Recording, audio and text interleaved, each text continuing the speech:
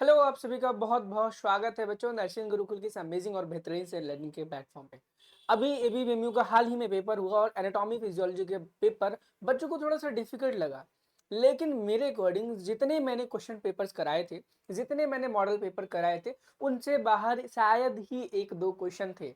और ऐसा मुझे कोई भी क्वेश्चन नहीं लगा जो मेरे बनाए हुए मॉडल पेपर, मेरे बनाए हुए जो मैंने पेपर लीक सीरीज बनाई थी उससे एक भी क्वेश्चन बाहर आया हो।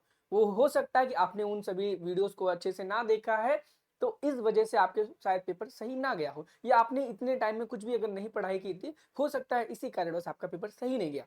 लेकिन मैक्सिमम जितने भी क्वेश्चन थे सारे के सारे आपको हमारे बनाए गए, जो हमने बनाया था ना, क्या कहते हैं उसे, पेपर लीक सीरीज बनाई थी हमने, मोस्ट इंपॉर्टेंट क्वेश्चंस बनाए थे और एमसीक्यू की जो पीडीएफ दी थी सारे के सारे वहीं से आए थे।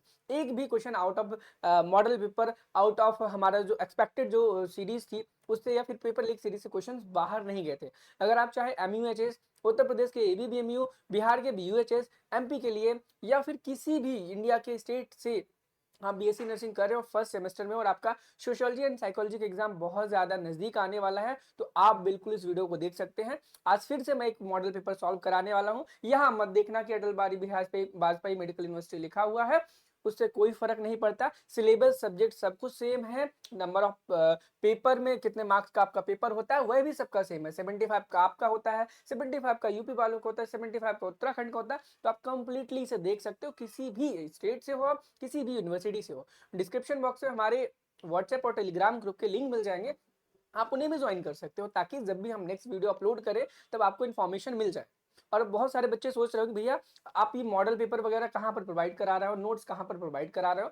मैं आपको बता दूं, डिस्क्रिप्शन बॉक्स में हमारे ही नर्सिंग गुरुकुल के मोबाइल ऐप का लिंक मिलेगा, जिसमें जीरो टू हीरो नाम का एक बैच मिल जाएगा, जिसमें हम आपको previous year questions, model paper, उसके साथ साथ हैंड रिटन नोट्स और एमसीक्यू को भी हमने बहुत ही अच्छे फॉर्मेट में लेकर के दे रखा है। और यकीन मानो, अगर आपने सारे क्वेश्चंस को कर लिया है, चाहे आपको प्रीवियस ईयर हो, चाहे आपका वो मॉडल पेपर हो, चाहे आपका एमसीक्यू, सारे के सारे लगा लिए, तो यकीन मानो एक भी क्वेश्चन आपका बाहर नहीं जाने वाला है। चाहे आप जितना कुछ कह लो, जितना भी कुछ कर लो, उससे बाहर एक भी क्वेश्चन आपको नहीं लगाने।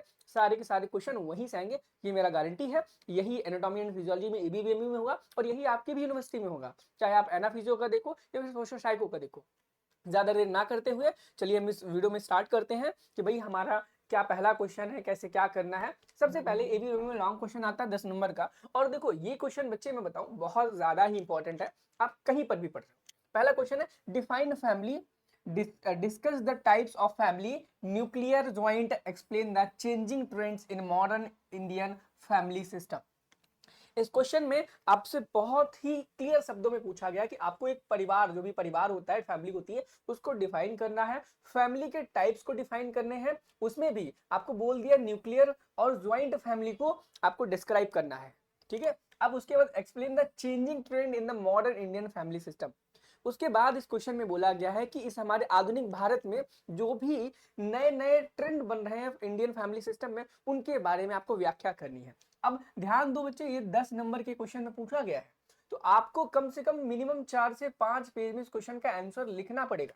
और मैं बताऊं, ये जो क्वेश्चन है, ये जो क्वेश्चन है, इस क्वेश्चन के आंसर आपको हमारे उसमें मिलेंगे। आप जब जाओगे जीरो टू हीरो बैच में, उसमें एक सेक्शन मिलेगा आपको 10 ईयर्स प्रीवियस ईयर क्वेश्चन। उसमें जाओगे ना, हर सब्जेक्ट के यूनिट वाइज क्वेश्चन है विद सॉल्यूशन है। क्या है? यूनिट वाइज क्वेश्चन है विद सॉल्यूशन है, उसमें आपको ये सारे के सारे क्वेश्चन मिल जाएंगे विद सॉल्यूशन। समझे? तो भाई क्या करना है, जीरो टू हीरो बैच को ज्वाइन करना है नर्सिंग गुरुकुल के मोबाइल ऐप पे। अगर आपको नहीं आता है ज्वाइन करना, तो डिस्क्रिप्शन बॉक्स में एक वीडियो भी दिया गया है कि कैसे आप उसे ज्वाइन कर सकते हो।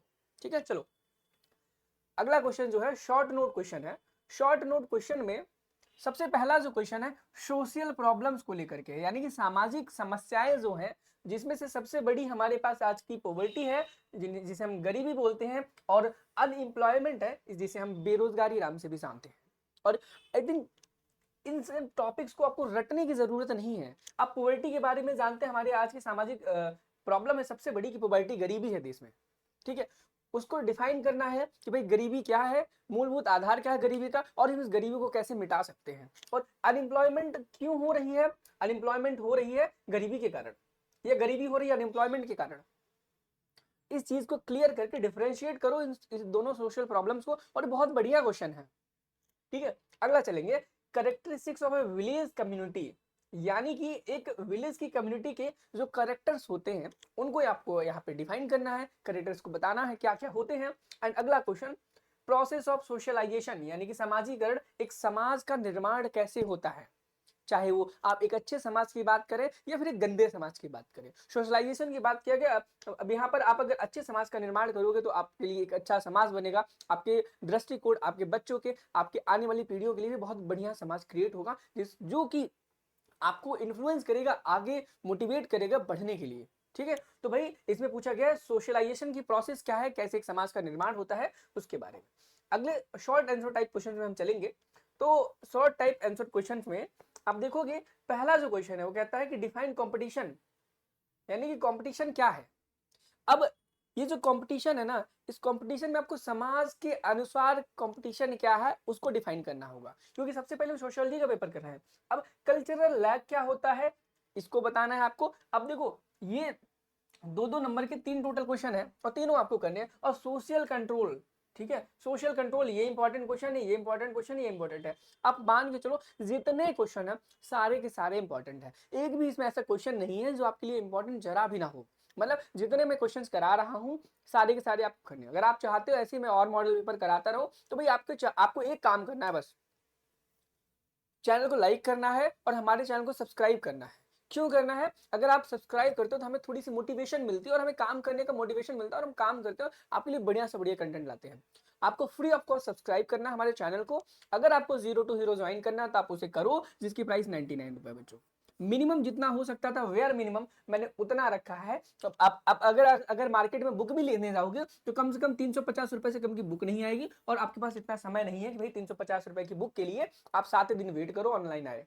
ठीक है, और 99 रुपए में अगर सोचो आपको हैंड रिटन नोट्स मिल जा रहे हैं चारों सब्जेक्ट के। भाई अगर एना, फिजियो, सोशियो, साइको सबके हैंड रिटन नोट्स मिल जा रहे हैं आपको। ठीक है, आप सोचो कोई 350 की रुपए की बुक में आपको हैंड रिटन नोट्स मिलेंगे, नहीं मिलेंगे। आप इसमें एमसीक्यू की सीरीज मिल जा रही है चारों सब्जेक्ट की।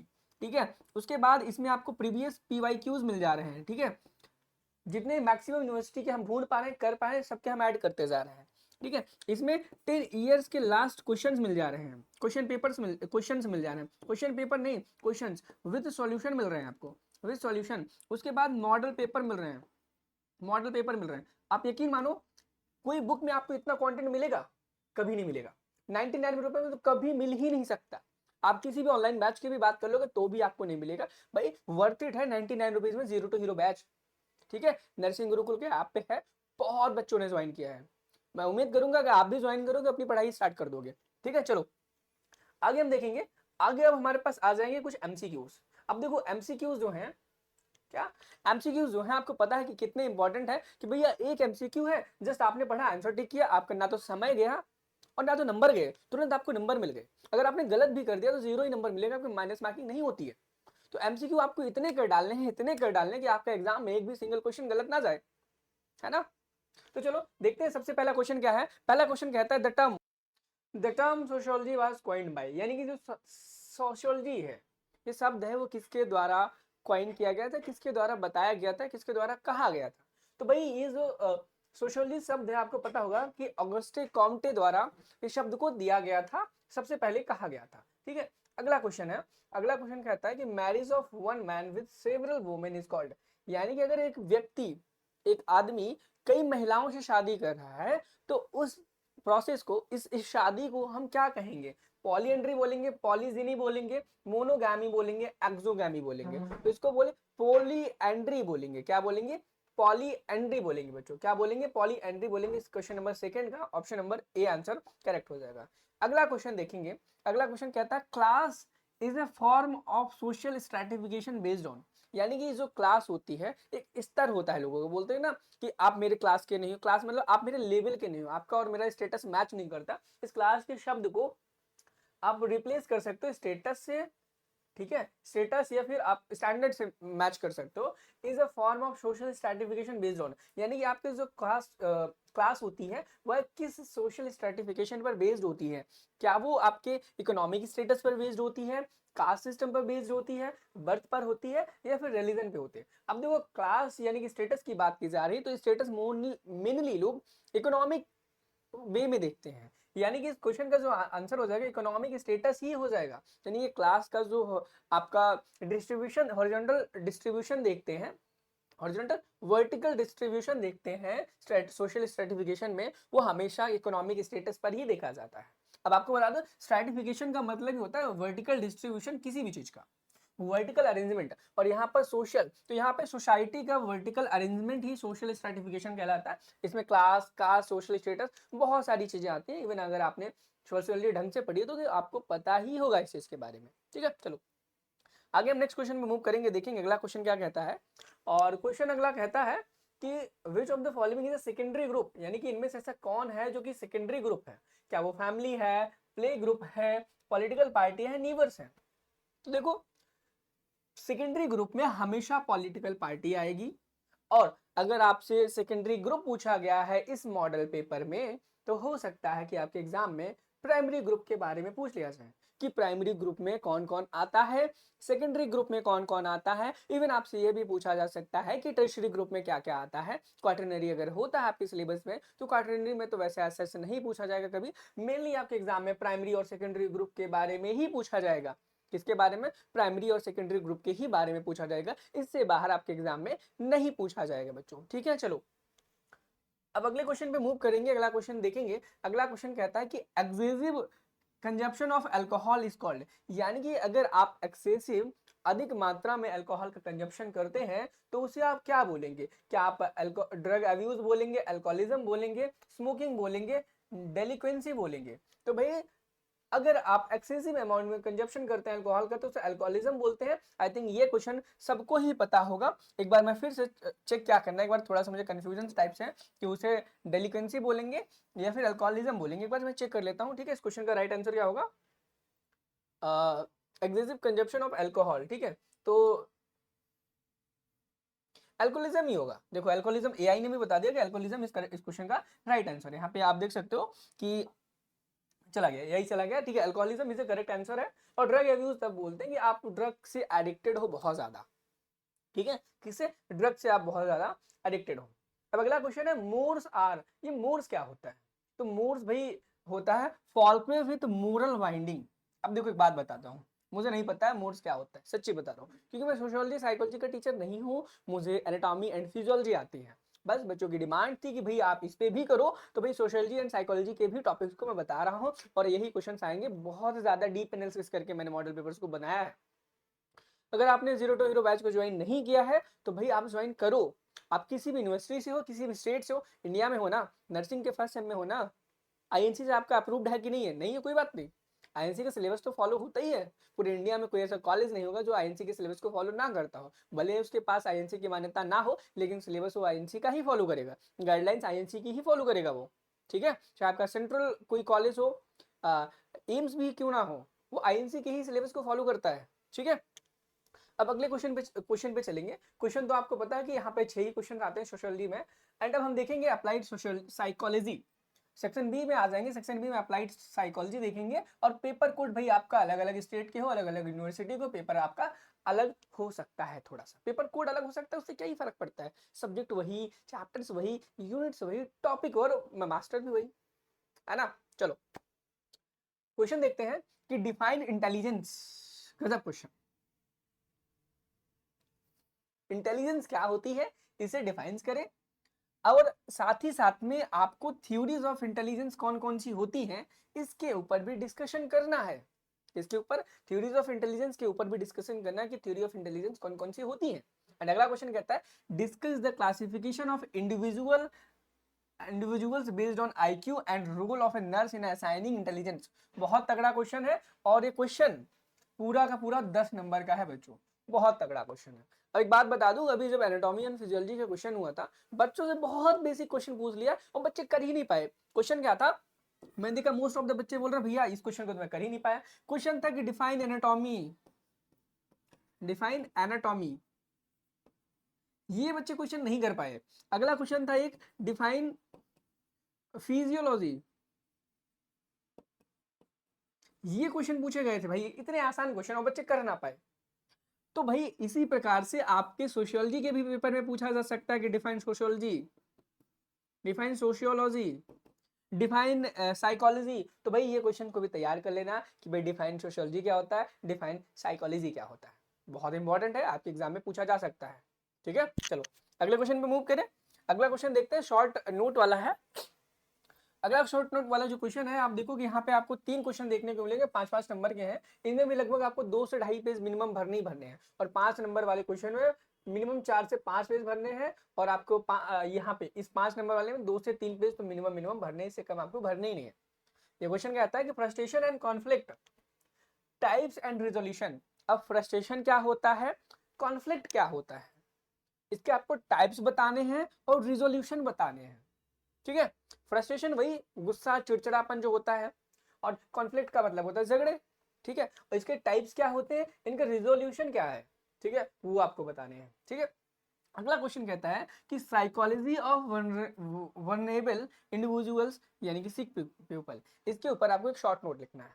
ठीक है, अगला क्वेश्चन कहता है कि टाइप्स ऑफ पर्सनालिटी, कितने टाइप्स की पर्सनालिटी होती है उसके बारे में बोला गया, और आपको बोल भी दिया गया है कि इंट्रोवर्ट एंड एक्सट्रोवर्ट के ऊपर आपको यहाँ पर शॉर्ट नोट लिखना है, 5 नंबर का लिखना है। तो कितना मैंने बताया, 2 से 3 पेज का एटलीस्ट मिनिमम मिनिमम आपको लिखना ही पड़ेगा।